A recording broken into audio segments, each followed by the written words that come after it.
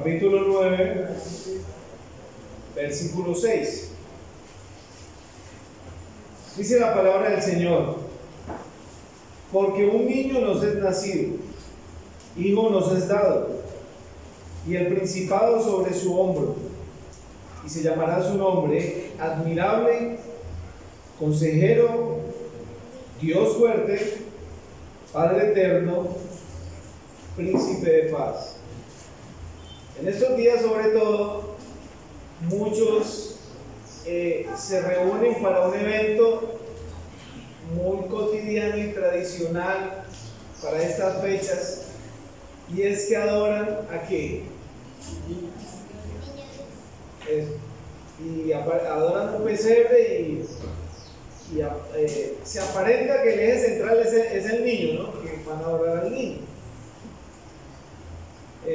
Lastimosamente, para estas personas no han entendido que el niño no nos salvó con el hecho de nacer, y que el niño no se quedó allí en un pesebre. El niño sí nació efectivamente, pero él creció y fue efectivo su caminar sobre la tierra y la muestra de su poder.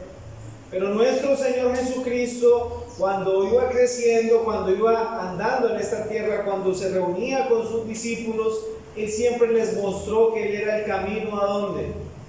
Al cielo. Yo soy la puerta, que por mí entrare será salvo.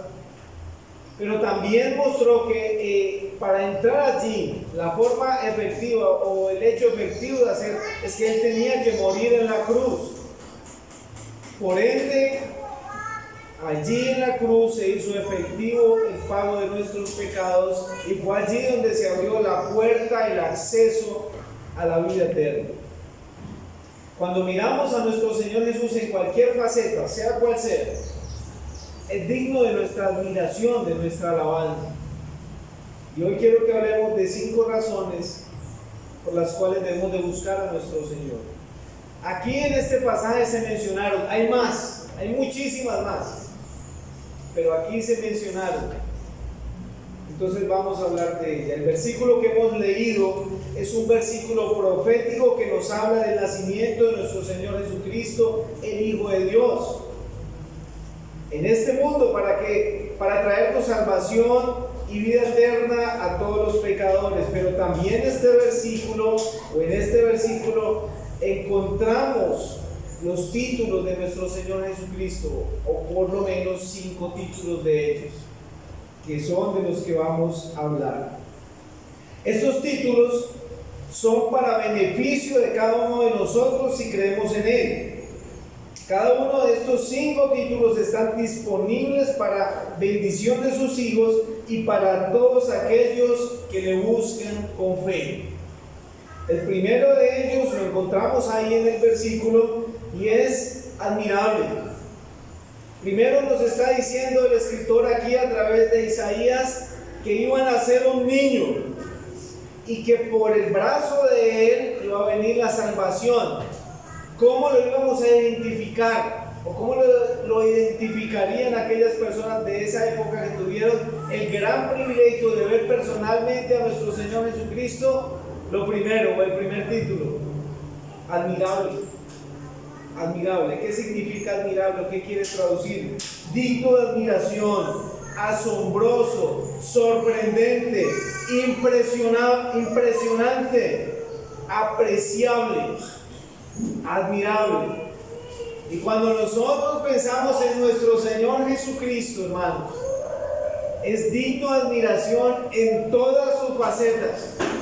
De hecho, si pensamos por un momento en el nacimiento de nuestro Señor Jesucristo, es digno de alabanza, es digno de admiración. ¿Cuántas personas nacen en un pesebre hoy día? ¿Cuántas personas nacen en el lugar, la fecha, hora, en el tiempo preciso, en la aldea precisa que estaba profetizado años antes? Solo nuestro Señor Jesucristo. Es admirable de contemplar aún. Es admirable mirar que nuestro Señor Jesucristo lo intentaron asesinar aun cuando tenía cortos años de vida. Y cuando miramos su caminar, ¿cuántas personas no venían a mirar qué era lo que el Señor Jesús hacía? ¿Para qué? Para mirar qué palabra de Él soltaba para poderle echar mano, dice la Escritura. Es admirable ver cómo en su boca no hubo engaño. ¿Cuántos de nosotros hemos pecado con nuestro hablar? Bien, hay solo una hermana sincera que levantó la mano. Hombre, asumimos que entonces los demás hemos pecado muchísimo, y de hecho son incontables las veces. Pero nuestro Señor Jesucristo dice que en el cual no hubo engaño en su boca. Sus labios fueron perfectos, su hablar fueron perfectos. Esto es digno de admirar, hermanos. ¿Qué dice el salmista? Pon guarda en mi boca, dice la Escritura, porque nosotros somos ligeros para hablar. Y las muchas palabras hay pecado, pero nuestro Señor es digno de admirar. Es digno de su compañerismo.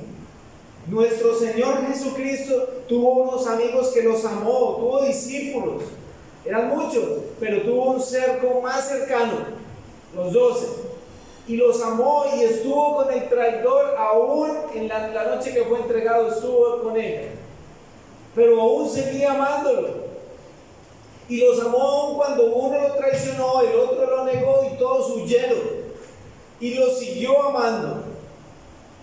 Él es admirable, nuestro Señor Jesucristo. Es admirable cuando nuestro Señor estaba en la cruz y ¿qué decía? Señor, consúmalos con el fuego. No, Padre, perdónalos, no saben lo que hacen. Es admirable cuando aún en sus cortas horas de vida, allí en la cruz, el Señor salva a un pecador que hace minutos antes le estaba injuriando. Y le dice, hoy estarás conmigo en el paraíso. Nuestro Señor Jesucristo es digno de admiración. Efesios, capítulo 3. Este va a ser el pasaje central, no lo pierdan. Carta a los Efesios, capítulo 3, versículo 17. Dice así. Al 19, podemos leer.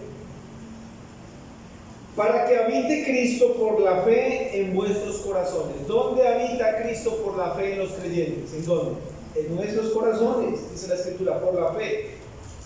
A fin de que arraigados y cimentados en amor, seáis plenamente capaces de comprender con todos los santos cuál sea la anchura, la longitud, la profundidad y la altura, y de conocer el amor de Cristo, que excede todo conocimiento, para que seáis llenos de toda plenitud de Dios. Nuestro Señor Jesucristo es admirable en amor. El amor de nuestro Señor excede todo conocimiento. Qué bueno que la iglesia, como lo dice la Escritura, para que arraigados, cimentados en amor, todos los santos se interesen por entender, por comprender la altura, la profundidad, la anchura del amor de Cristo. ¿Por qué? Porque ese amor de Cristo excede todo conocimiento. Podríamos meditar toda nuestra vida, hermanos, no vamos a entender el amor del Señor, pero el amor de nuestro Señor es más que suficiente para vivir una vida plena en Cristo. El Señor Jesucristo es admirable en amor. Y sé que el amor, o el clímax del amor, lo demostró ¿en dónde? En la cruz, cuando murió por nuestros pecados. Pero también el Señor es admirable en misericordia. Miren lo que dice Mateo 9:13. Vamos al Evangelio de Mateo, capítulo 9, versículo 13. Dice así: id pues y aprended lo que significa misericordia quiero y no sacrificio, porque no he venido a llamar a justos, sino a pecadores al arrepentimiento. Miren lo que dice el Señor Jesucristo a este tipo de personas. El Señor, un momento antes, llama a Mateo. ¿Y quién era Mateo? Un publicano, cobrador de impuestos, despreciado por la sociedad. Los judíos se indignan porque el Señor lo acompaña a Mateo con sus consiervos a una cena que le hacen al Señor. Y los fariseos, ¿qué hacen? Miren, si este fuera profeta, ¿qué hace comiendo con los pecadores? Ir pues y aprender lo que significa misericordia quiero, dice el Señor, no sacrificios, porque ha venido el Señor a qué. Miren mis hermanos, el amor del Señor es algo incomprensible, es tanta bondad, tanta fidelidad, tanto amor junto que no nos cabe en nuestra cabeza. De verdad, no se puede comparar lo que el Señor hace, pero el Señor recuerda nuevamente, Él es grande en misericordia. Y este pasaje nunca lo he olvidado, porque cuando me hablaron del Señor, cuando alguien me predicó del Señor, las primeras palabras que salieron es que yo voy a cambiar, yo después de que cambio voy a la iglesia, como por salirme del paso. Y me dijeron este pasaje, no, usted está equivocado, porque no he venido a llamar a justos, sino a pecadores al arrepentimiento. A eso venía el Señor, no a llamar a los buenos, a los que se creen buenos, esas personas que se creen buenas, que no pecan. Esos santurrones no quieren a Dios, porque ellos creen que son suficientes, que con sus obras pueden llegar al cielo. Yo me porto bien, yo no le hago daño a nadie, ¿yo para qué? No, yo soy buena persona. Pero no, cuando todo lo contrario, reconocemos que somos pecadores, que somos injustos, ahí sí buscamos al Señor. Señor, perdóname, soy un injusto, soy un pecador. ¿Y qué tenemos del otro lado? Al Padre de misericordia. Venga, hijo, yo he venido a llamar precisamente a eso, a los pecadores al arrepentimiento, no a los justos. Nuestro Señor Jesucristo es admirable, mis hermanos, en amor, en misericordia, y el tiempo no nos alcanza para seguir diciéndoles cuán admirable es nuestro Señor. Por esta razón tengo que seguir al segundo encabezado. La segunda razón por la que debemos de buscar a nuestro Señor, nuevamente regresemos a Isaías 9:6, dice que es admirable. ¿Y qué sigue diciendo? Consejero. La palabra consejero en el original hebreo puede ser o es traducida también como asesor, abogado, como aquel que resuelve. Es aquella persona donde usted puede llegar con el caso más difícil y él tiene la capacidad plena, total, suficiente y perfecta para resolver el asunto. ¿Cuántas personas han tenido un problema judicial y pueden tener el dinero suficiente, pero entonces, ¿qué es lo que buscan? ¿El mejor qué? El mejor abogado para que me resuelva el caso. Los hijos de Dios tenemos una gran noticia, hermanos, y las quiero recordar en esta mañana. Tenemos el mejor abogado del universo, nuestro Señor Jesucristo, e intercede por nosotros ante el Padre, como lo dice Romanos 8. Es nuestro abogado, fiel abogado, el mejor consejero. Lastimosamente, hermanos, muchas veces, y tenemos que admitirlo, cuando tenemos una dificultad, una prueba o decisiones que tomar, no acudimos al consejero por excelencia. ¿Qué hacemos? Vamos donde otras personas que a veces, basados en las experiencias de su vida, dan un consejo y pueden tener una muy buena intención, es cierto, pero ¿por qué no ir al mejor abogado, al mejor consejero? Un título exclusivo de nuestro Señor Jesucristo. ¿Y por qué Él es el mejor consejero? ¿Por qué es consejero? ¿Recuerdan lo que dice Juan 14:6? ¿Qué dice Juan 14:6? Jesús dijo, yo soy ¿qué? El camino, la verdad y la vida, y nadie viene al Padre sino por mí. Por eso es consejero, porque Él es la verdad. Él tiene la capacidad, él no es que dice la verdad, Él es la verdad, la esencia misma de la verdad. De Él procede es bien, de Él procede la verdad, todo lo recto, todo lo puro, todo lo santo, todo procede de Él. Por eso es consejero, es nuestro consejero por excelencia.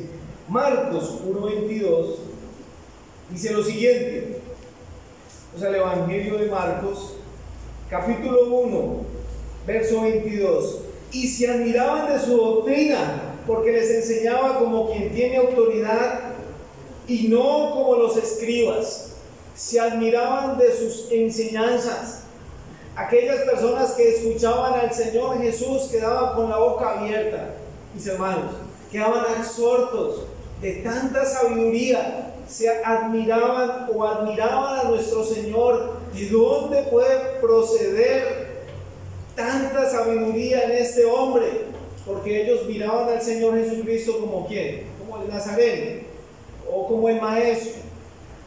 ¿De dónde? ¿Cómo? Si ese no estudió en nuestras escuelas de los escribas o de aquellos eminencias de la ley. No, pero ¿de dónde procede la verdad? ¿De dónde proceden estas cualidades de ser un consejero o de decir verdad? Procede de Dios, porque Él es Dios. Ignoraban esto. Admirable, digno de admiración, consejero.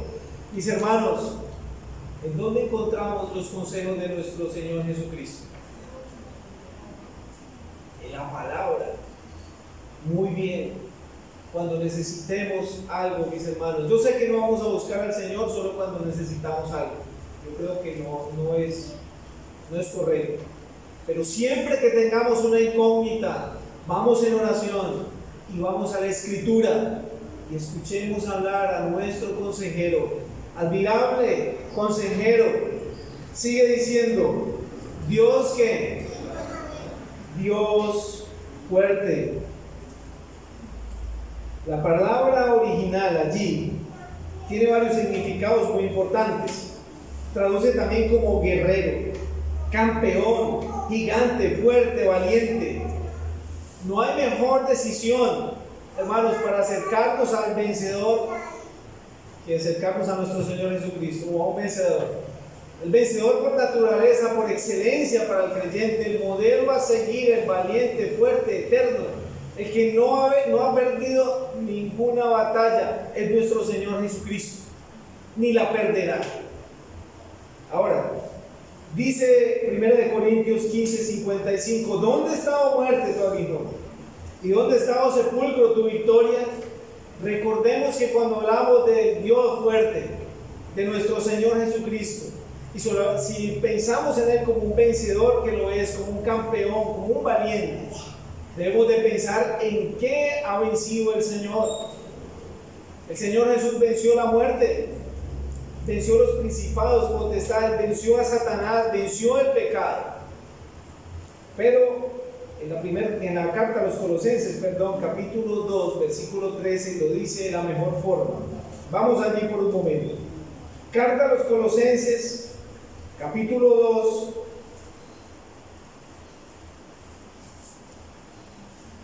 versículo 13. Dice así, miren: y a vosotros, estando muertos en la incircuncisión de vuestros pecados, os dio vida juntamente con Él, perdonándoos todos los pecados. Dios fuerte. Dice Efesios 2 que Él os dio vida a vosotros cuando estábamos ¿qué? Muertos en nuestros delitos y pecados. El Dios fuerte, ¿por qué? Porque nos dio vida. Él puede dar vida. También porque nos perdona, es el único que puede perdonar pecados. Porque nos trasladó de la muerte a la vida, de las tinieblas a la luz. Y dice ahí en la Escritura, terminando ese versículo 13, porque nos perdonó ¿cuántos pecados? Uno que otro. Algunos pecados. ¿Cuántos? Todos. Hermanos, ¿a usted no les da alegría? A mí me da mucha alegría, porque soy un pecador. Y por más que intento y lucho, hermanos, si usted no sabe cuánto le oro al Señor y le quiero agradar, me doy cuenta que soy más pecador todos los días.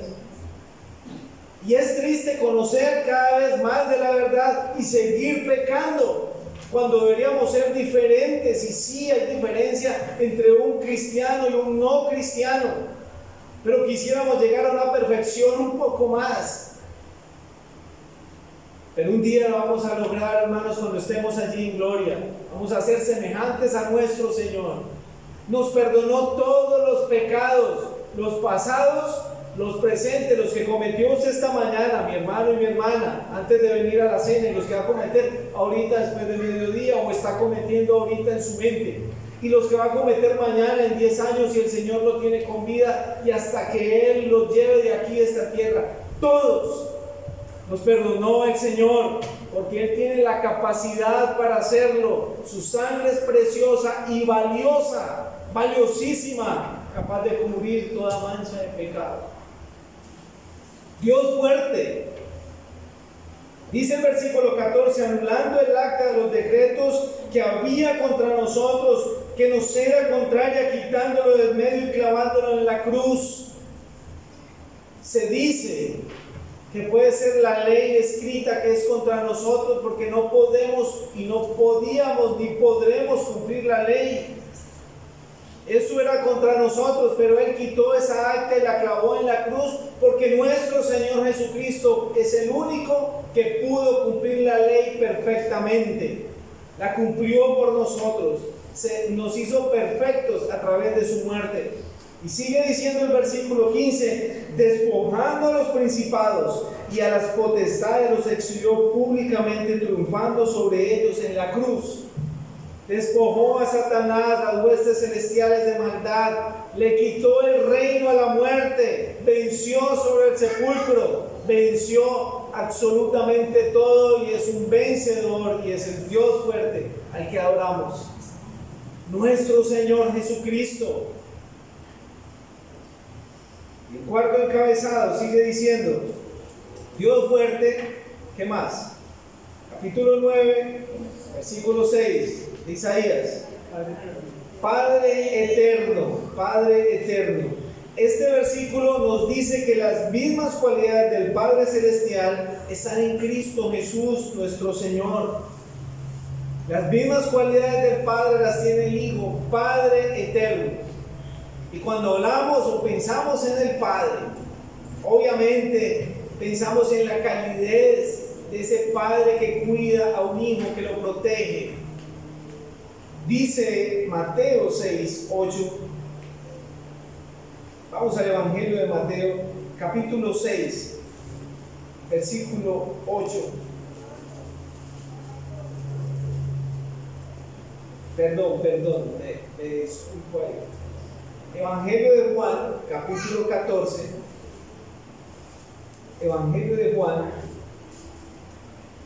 capítulo 14, verso 18 al 20. Dice la palabra del Señor: no os dejaré huérfanos, vendré a vosotros. Todavía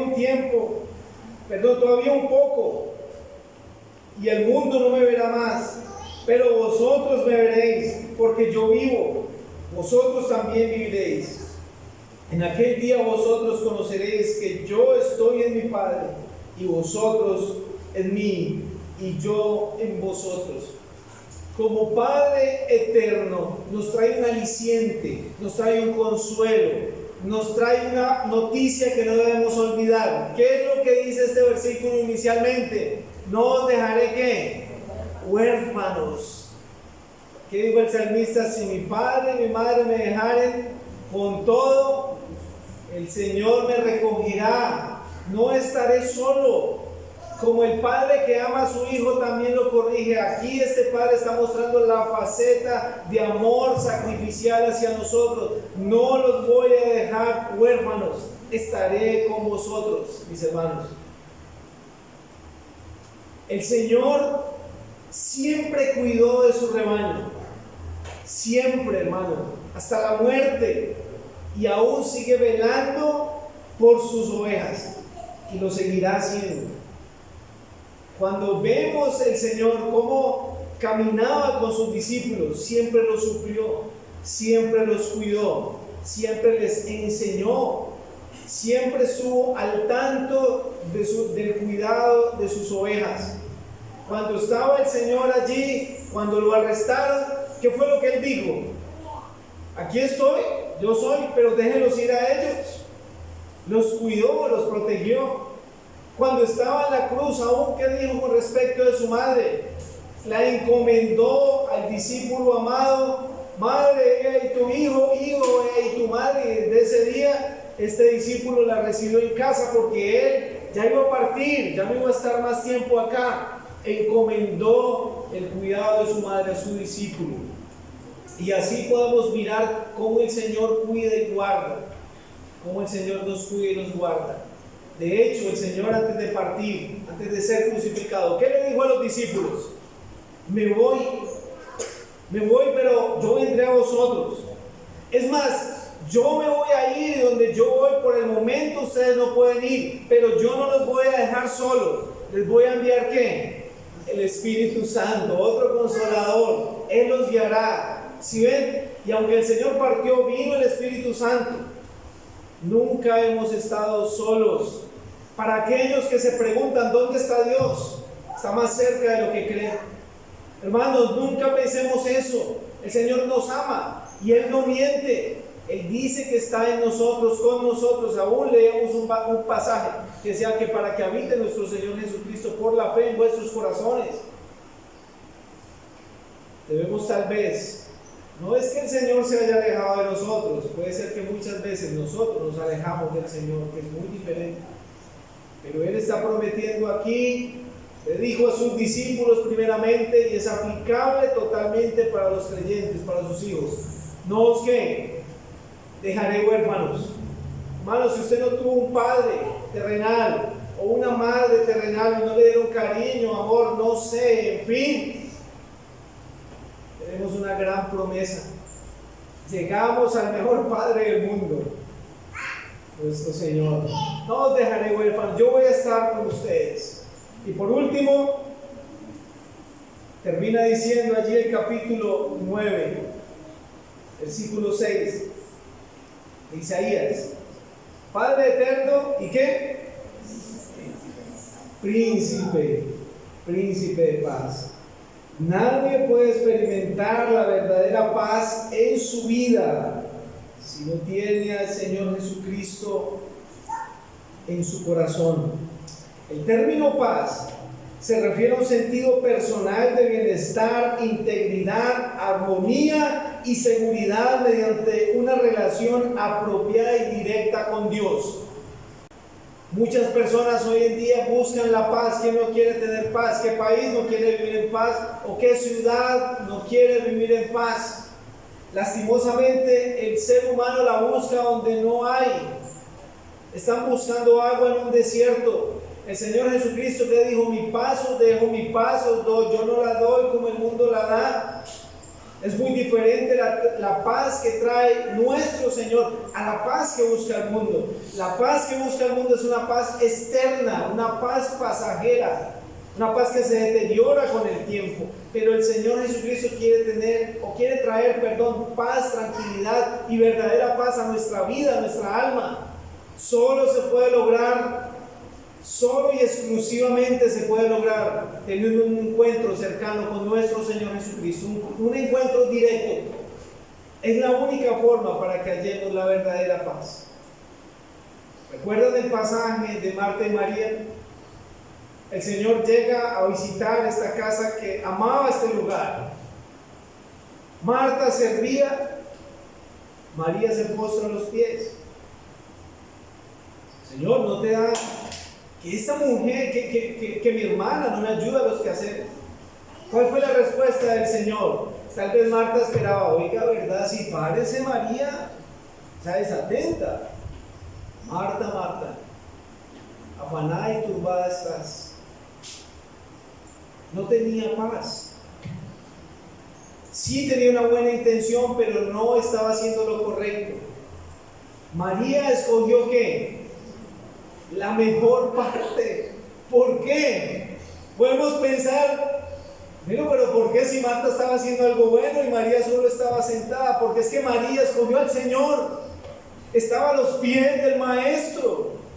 Ella tenía un encuentro, una relación con el Señor que era inquebrantable. Así la casa estuviera en llamas, María no se iba a mover de ahí, porque encontró la paz en el Señor. Príncipe de paz. y llamarán su nombre, admirable, consejero, Dios fuerte, Padre eterno, príncipe de paz, nuestro Señor Jesucristo, y a Él sea la gloria por los siglos de los siglos. Amén.